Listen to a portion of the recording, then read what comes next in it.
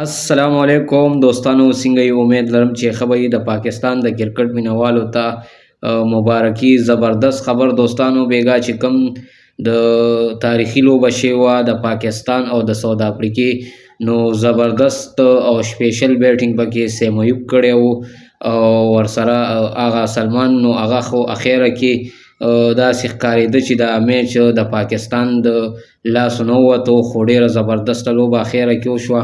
نو ټول پاکستان د کرکټ مینوالو ته دې مبارکي وي. نو دوستانو که تاسو وګورئ پرون چې کومه لوبه بیګا شوې وه زبردسته، نو هغې کې اول بیټینګ ساوث افریقې کړی. پاکستان بالنګ چې دی زبردست بالنګ شوی و، لکه سپیشل بالنګ چې کړی و هغه سلمان کړی و. سلمان زبردست بالنګ کړی و.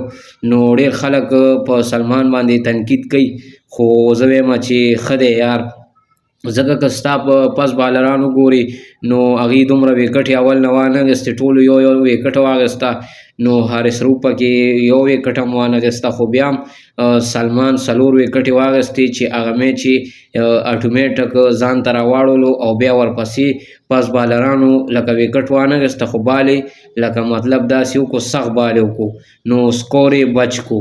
نو په دغه وجه باندې ساوث افریقې اول بیټینګ وکړو، نو هغې سکور ورکړو 240 سکور.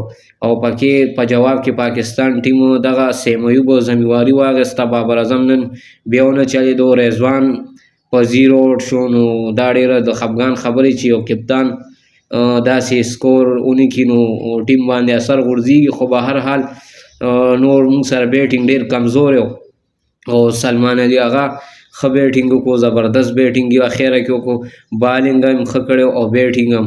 خو چې کوم سیم ایوب سینچري وواله نو هغې د پاکستان داسې ووایه چې دغه میچ وګټلو. خو دا دی چې هغه سلمان ګورئ هغه به نه هېروئ. نو زبردست اخیره کې چې کوم هغه لوبه فینش کا، نو ښه بیټینګ یې وکړو. هغې ته به مونږ ښه وایو، ولې چې یو مطلب یو کلاړي ښه چلیږي مونږ به یې ښه یادو.